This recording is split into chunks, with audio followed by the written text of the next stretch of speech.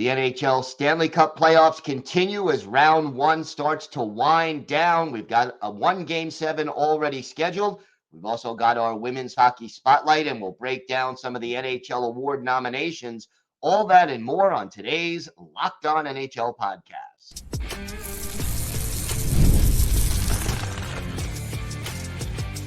You're Locked On NHL, your daily podcast on the National Hockey League. Part of the Locked On Podcast Network, your team every day. Happy Friday, everybody, and welcome to the Friday edition of the Locked On NHL podcast, part of the Locked On Podcast Network, your team every day. I want to thank everyone who makes Locked On NHL your first listen every day. Don't forget to subscribe on YouTube or wherever you get your podcasts so you can get new episodes as soon as they drop. Today's episode is brought to you by Monopoly Go. Game off.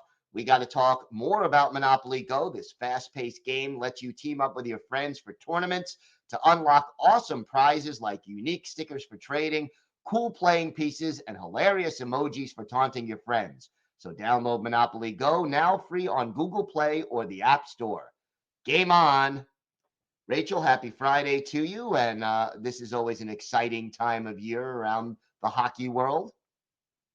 Yeah, the first round of the playoffs, I think, just because of the sheer volume of games and you get back-to-back-to-back playoff action sometimes in a single night, I think makes it probably the most fun round of the playoffs for sure. I think that this year has been interesting in that we got a bunch of 4-1 series happening. Only one confirmed game 7 as of Friday morning. And so I just feel like it's, there's this huge divide in how these series went. Yeah, and I think, part of that may have to do with, like, in the Eastern Conference, a couple of those teams who barely made the playoffs really weren't in the same stratosphere as the teams they were playing in round one. And so we saw some relatively quick series there. But the Game 7 that we do have confirmed, that's a heck of a narrative that we're seeing in that Boston-Toronto series. It absolutely is. And I fully admit that I thought Toronto was dead in the water. I just felt like they weren't doing anything they needed to do to match up with the Bruins effectively, and they weren't getting performances from their top guys. Just everything that is the reputation of this Toronto Maple Leafs team in the playoffs was coming to fruition again. But something got in the water there, because in the last couple of games, I think really what they've been able to do defensively against Boston, I think, to me, has been the story there, because, you look at, Boston in their wins, able to score 5 goals, 4 goals, 3 goals, and now they've been held to 1 goal in each of their last 2 games. I mean, that is a huge turnaround for the Leafs. That is, and Joseph Woll has really stepped up for Toronto and made a big difference for that team. And we're even, seeing right now, Boston, coaching staff is calling out David Pastrnak, saying they need more from him. I mean, I understand wanting to get your best player motivated, but that's generally not a good sign when your coach is doing that. Not at all. And, I mentioned that, Boston was held in their scoring. They weren't necessarily producing either.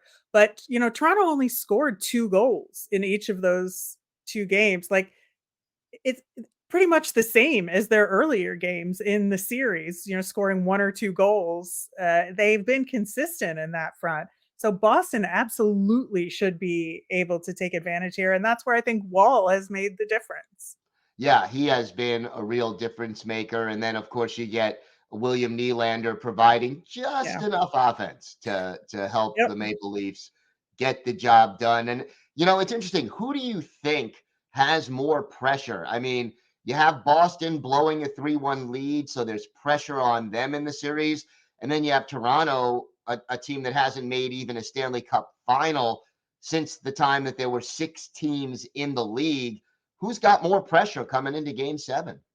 Man, there is a looming presence of another playoff series that Boston lost, very heartbreakingly to in recent years, in years past. And so and especially because it's a home game for them to go down this way, I think almost might feel worse than last year Yeah. uh, in a lot of ways.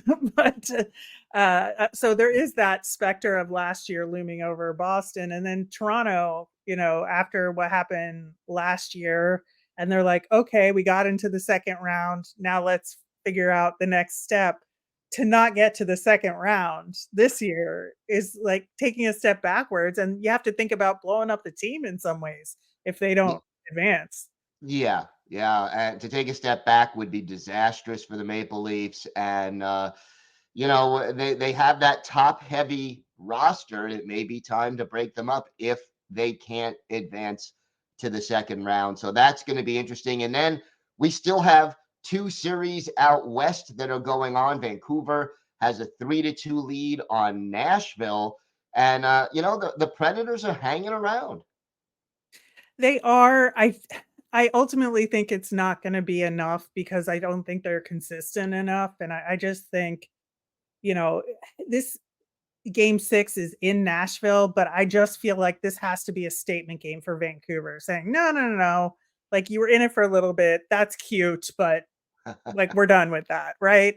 I Yeah. just think that's what it's come to, especially when you do look at the inconsistency of play that Nashville has had. As much as I love them and am thrilled they made it to the playoffs, I think that's kind of where it will end. The other series is what is a little bit more fascinating to me in It is one Dallas heck of a versus series. Vegas, right? Yeah, yeah. Dallas and Vegas. You have game 6 in Vegas, the defending Stanley Cup champions against a team that many people expected to be in the cup final or certainly a top contender for that spot coming out of the West. This has been an interesting series every step of the way. Can Dallas get it done on the road? Or does Vegas force a game 7 and head back to Dallas? Yeah, I mean, this is one that I feel like could go either way because you do have that, strong playoff history from Vegas, defending cup champions. Like that building in Vegas is real tough to come into. And I think that Dallas, I think, just did not have their footing at the beginning of the playoffs. I think part of it was like the time off where, you know, they just had clinched so early that they were kind of coasting for a little while. And, Vegas had to fight until the end to get their playoff spot to some degree. And once Dallas got things going, of course, I think that overtime win was hugely Huge. emotional for in Game 3 for them, and I think that allowed them to turn a corner a bit.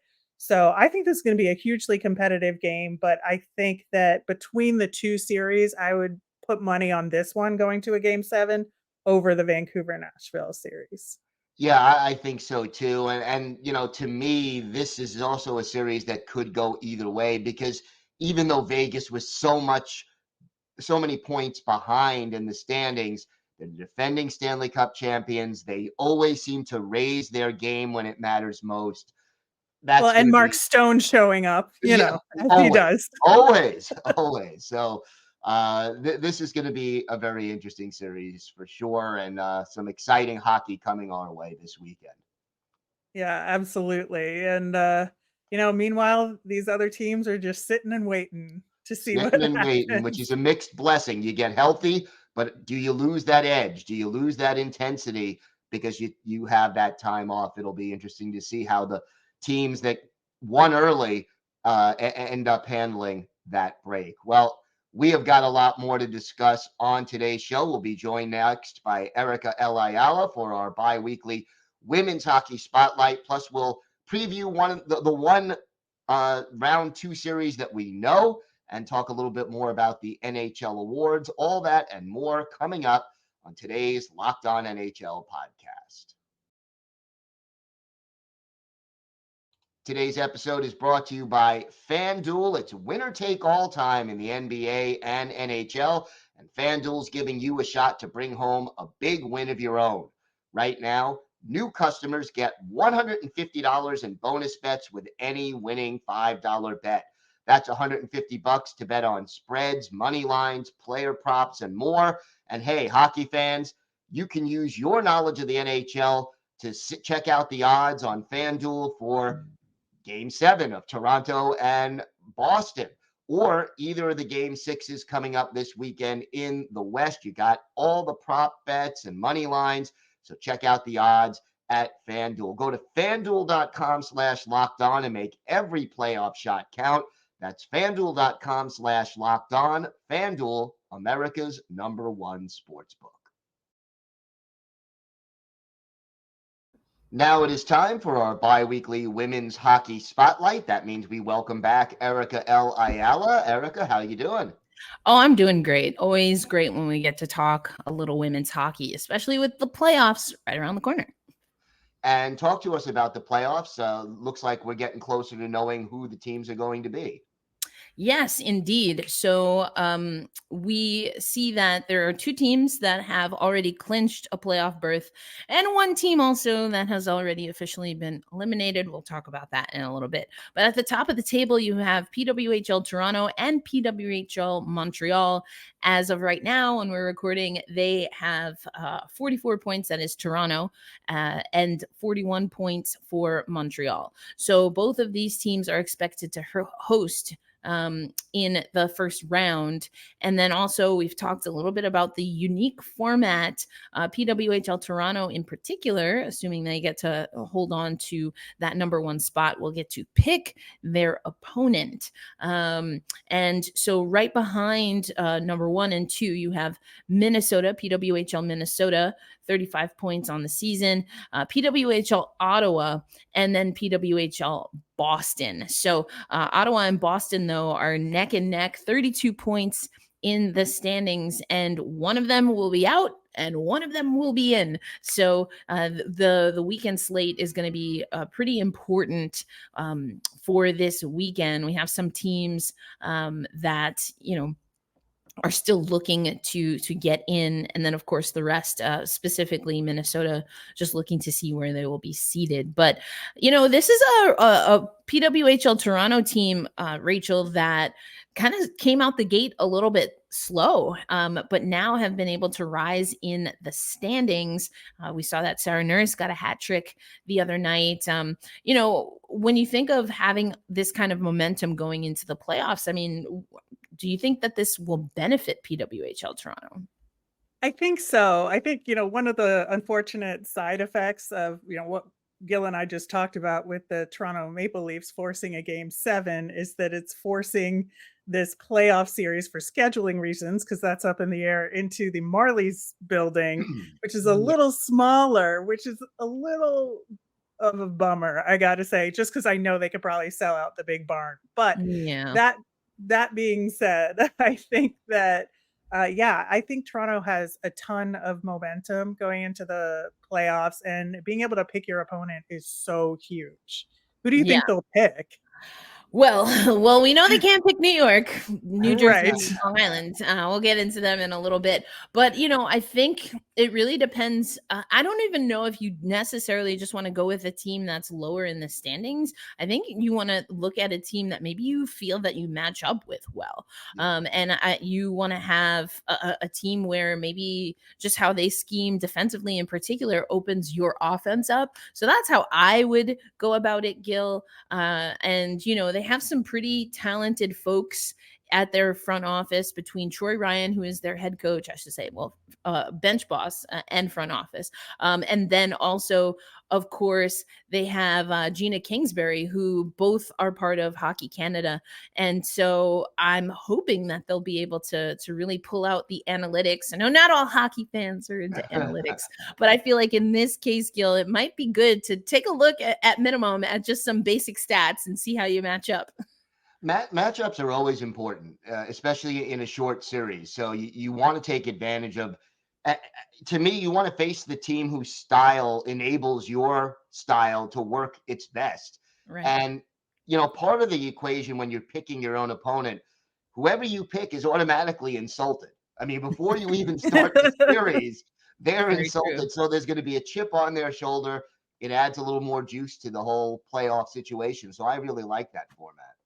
Yeah, I mean, and again, just kind of going back to it, we know that so New York is off the table, but also so too is Montreal because of what we said. Just kind of looking quickly at some of the results that we've seen. I think Ottawa might be a team that Toronto does not want to play. We've seen that Ottawa is a team that's been able to give Toronto some difficulty. We talked about earlier in the season, maybe things weren't exactly clicking for Toronto, but even in their last matchup, which was, let's see, the last matchup between Ottawa and Toronto was March 23rd, and Ottawa took that 5-3. So, and this is a pesky Ottawa team. They couldn't quite get it done and close the door against New York, excuse me, to earn their playoff berth outright, which did actually have ramifications in the draft, which we're going to talk about in a little bit. But, I think it's going to be interesting to see if it's Boston that makes it I think it's going to be a little bit of a tough go for Boston here, but maybe Toronto takes Minnesota, just if Boston isn't on the table. New York, we know, isn't on the table, so I guess we'll see. I'm very curious to see if we get some of the intel after the fact, and kind of what PWHL Toronto was thinking when it came to who they're gonna pick there. But Minnesota is a team that we are expecting will make the playoffs. There's only a handful of games left, and they are a step above in the points from what I just talked about between Boston and Ottawa. But also, they will be hosting the second draft in PWHL history. We don't have an exact date, but if my memory serves correctly, Rachel, the first ever PWHL draft, which was in person, which was really cool to see women's hockey get back to that. The CWHL had done that a few years. But this is going to be in Minnesota. We had the last draft, I think it was in September, like early mid-September. Yeah. And so some really interesting names that could be available in the draft. But we'll get to that a little bit when we talk about PWHL New York. But I think it's cool. We saw the draft in Toronto last year. I think it's great to see it stateside. I mean, selfishly, I like that it's stateside, especially closer to the middle, since now I live kind of in the middle.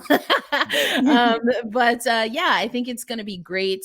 Minnesota has seen some really great crowds, and so I'm very curious to see what the production will look like. We had, I believe it was CBC that hosted the first ever draft in Toronto, and I thought it was a really great setup. I was able to be there, a little bit tight on space, though, I will say, in the back of house when we were trying to interview players. But Minnesota has some great facilities. Obviously, they've been really received well at the same arena where the Minnesota Wilds play. That's a little bit of a difference from what we've seen at least in the NWHL, which also then rebranded as the PHF, where we first saw the Minnesota team play at Trio Rink, which is the practice facility of the Minnesota Wilds, and then somewhere just outside of the Twin Cities. But I think there's a few players on the board, Rachel, that I'm going to be curious to see where they go, including someone that we've talked about before, or a few players, several players that we've talked about before, such as Sarah Fillier, Hannah Bilka, Kira Barnes, Danielle Sardachny, and technically Claire Thompson, who was supposed to join PWHL New York, has re-entered the draft, which is also strange to me, Gil, because we have a player that was, I guess, committed to the New York team, but because she's in an NYU, I think it's a doctoral program or a med student, she wasn't able to quite align things, or at least that's what we were hearing from PWHL New York. And then the latest is that she's entering the draft. So, like, I mean, when it rains, it pours for the New York squad, I feel like.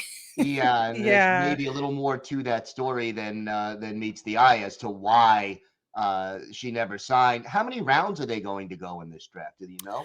Yeah, I think it's about 4 rounds, 4 or 5 rounds, just because, there's only 6 teams. So, but yeah, I think, and they did the snake draft last Oh, year. nice. So Well, I'm that makes assuming that, sense. Yeah. but they'll do the same. So we might as well get into it. But the first pick we know is going to go to PWHL New York. And that's by way of them being the first team eliminated. They're the only team mathematically eliminated.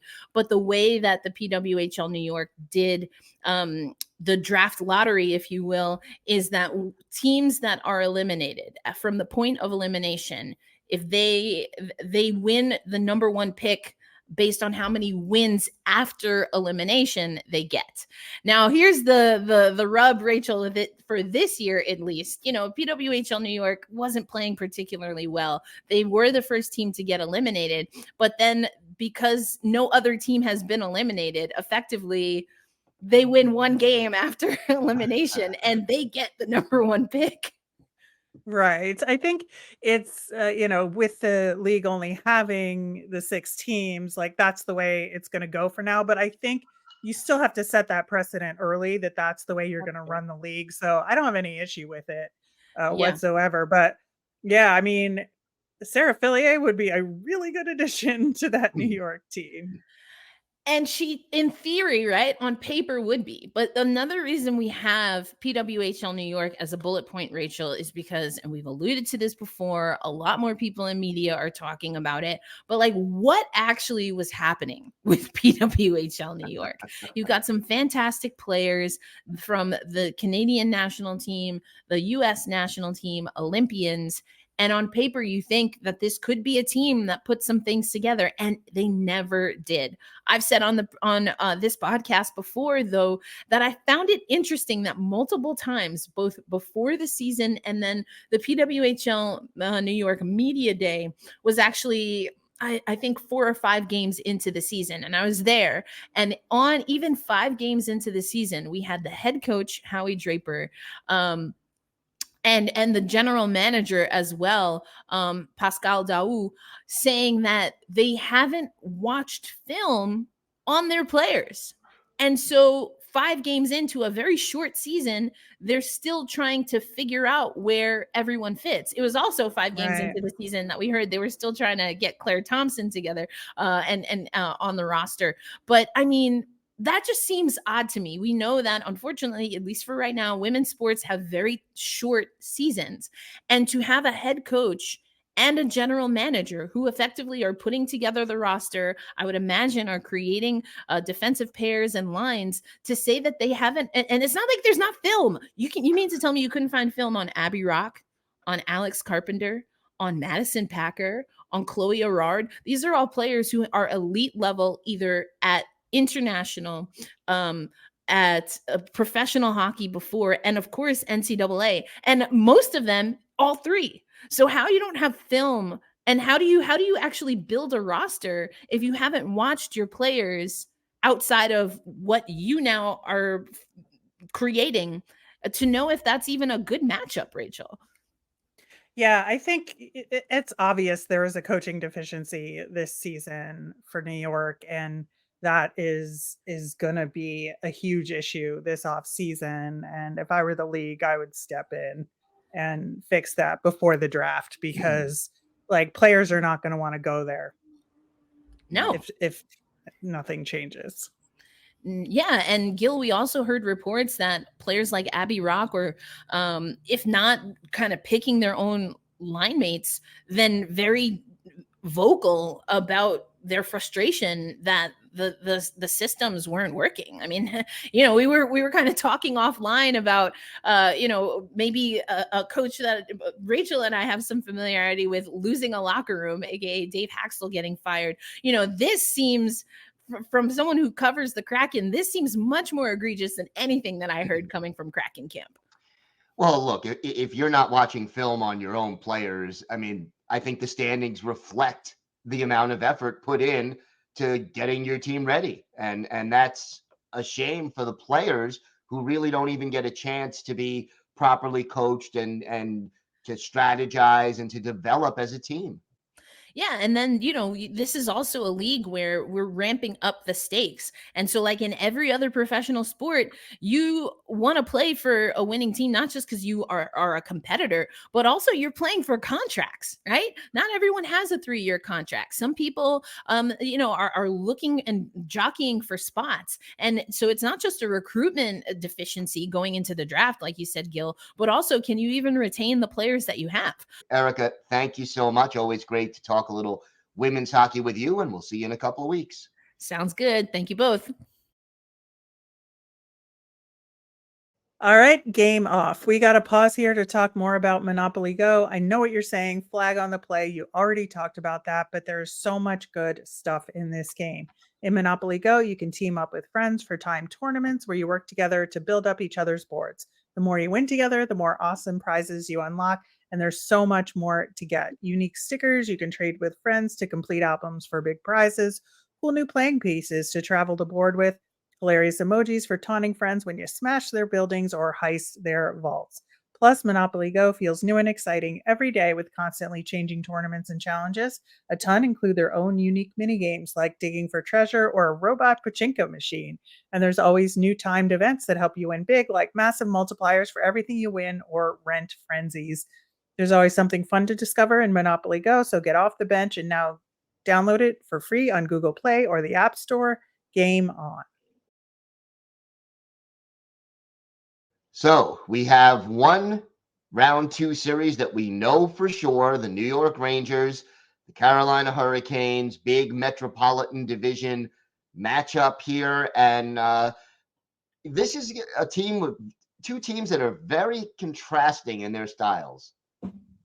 Yeah, this series I think is going to be just ugly in the best way possible. I think because of those contrasting styles, I think because of the goaltending duel here, because with the Freddie Anderson comeback story, Shesterkin, who has played very well in the playoffs, but had some bump in the roads this season. I think, like, I just feel like anything could happen here. Yeah, and it's interesting. I think the Rangers have more offensive potential than the Right. Canes, but the Canes play such a great I disciplined know. game. Yeah. So what happens? Does the powerful offense get just enough to win, or does the defense shut them down just enough and get enough offense? Because the Canes do have some players who could put the puck in the net, especially after Yeah. acquiring Jake Gensel, adds a little more juice to their offense. I know what they did to the Islanders in 5 games, so this is gonna. I could totally see this series going 7. Yeah, I think so too. And I think it's going to get real physical, real fast. I just think that, the slightest thing is going to raise the temperature here. I feel like it's the kind of series where you have that unstoppable force versus immovable object situation happening here, and it's I really think it's going to depend on the Rangers offense to overcome that defense, because I do think Carolina can score when they want to. And, Rod Brindamore is such a good coach, Oh and yeah. he is so good at adjusting that I think that the Rangers are just going to have to win in attrition in terms of, scoring 4+ goals in a game here, because I think Rod Brindamore can figure it out what he needs to do. He can. And the one thing about the Canes that they do so well, they pressure the puck carrier. And the Rangers offensive players, as talented and as skilled as they are, they have to make very quick and correct Yeah. decisions in order to keep the puck moving. And then, you talked about physical. How much does Matt Rempe figure into this series if it gets physical? Yeah, that's the thing. It's like, are they going to start without him in the lineup and then put him in if they deem it necessary? Or, and try and start with a more skilled style and see how it goes. But, Rempe says that he wants to contribute just as much as the next guy, and he shouldn't be known just as the fighting guy. But that's currently the reputation. So I hope this goes to 7 games, honestly. I think we all deserve it. Yeah, it would definitely be exciting to see it go the full 7 games, and that's on paper this just looks like one heck of a series. So looking forward to that for sure. And it starts on Sunday, so we're looking forward to the kickoff of round 2 coming up this weekend. We do have some award finalists to discuss, and let's start with the Masterton. That was just the finalists were announced on Thursday. What do you think about this trio of Coyotes goaltender Connor Ingram, Flames defenseman Oliver Killington, and then Frederik Andersen, the aforementioned goalie of the Hurricanes? Yeah, I think that there are no winners and losers in this category, Yeah, but yeah. any of the team's nominees are worthy. If I had to guess, I'm guessing Freddie Andersen wins, but Connor Ingram and Oliver Killington both had really remarkable stories. So honestly, does not matter. Yeah, no, that's always an award that just to be a finalist is outstanding, and all of them are definitely deserving. Norris Trophy also announced Quinn Hughes from the Canucks, Roman Josi of the Predators, and Cale Makar of the Avalanche. I think they got it right with these 3. Absolutely. I think that Quinn Hughes might have the edge here, but as far as a winner, I think these are the top 3 for sure. Yeah, and I also think Quinn Hughes would have to be considered the favorite. But wow, should be interesting to see how it goes. And these guys to me are head and shoulders the best 3 above everybody else. Calder Trophy, Connor Bedard, obviously the favorite, Brock Faber from the Wild, and then Luke Hughes of the Devils. Can anybody honestly beat out Connor Bedard? I mean, they shouldn't. That's for sure. We talked about this last week. We talked about Bedard and then Faber as the second option. The third option was kind of a toss up, and I don't disagree with Luke Hughes as that third option, but it's Bedard. Yeah, I think it's Bedard. And now we do have the Jack Adams finalists that coming out just as we're recording. Rick Tocchet in Vancouver, Andrew Burnett of Nashville, and Rick Bowness in Winnipeg. Yeah, where's Spencer Carberry, man? Yeah, yeah. I think this is a miss here. I mean, I think Rick Tocchet should be there, and I think Rick Tocchet gets it. But if you don't put Spencer Carberry in this category, like, what are we doing? I'm shocked, honestly. Yeah, I mean, I see Burnett. I think he belongs. I mean, the Predators surprised a lot of Yeah, people, but it'll be interesting to see, how this one all plays out, and who do you think has the edge? I mean, Tocchet, Yeah, I think 100%. I But think so as well. yeah, yeah. We also had the Vezina Yes. nominees announced with Connor Hellebuck, Thatcher Demko, and Sergei Bobrovsky. I don't really have any issues with that. Hellebuck is going to win it, but Probably. I think that's the Winnipeg Jet that deserves the award this Yes, by far. season, and it became very obvious in the playoffs why. Absolutely. Absolutely. Well, Locked On has launched the first ever national sports 24/7 streaming channel on YouTube, and now it's also available on Amazon Fire TV and the free Fire TV channels app. Locked On Sports Today is here for you 24/7, covering the top sports stories of the day with the local experts of Locked On, plus our national shows covering every league. Find Locked On Sports Today now available on the free Fire TV channels app. That's going to do it for us for this show. Have a great weekend, everybody. I will be back on Monday speaking with hosts from around the league covering the biggest stories in the NHL. Have a great weekend, everybody. Stay safe, and thanks for listening to and watching the Locked On NHL podcast.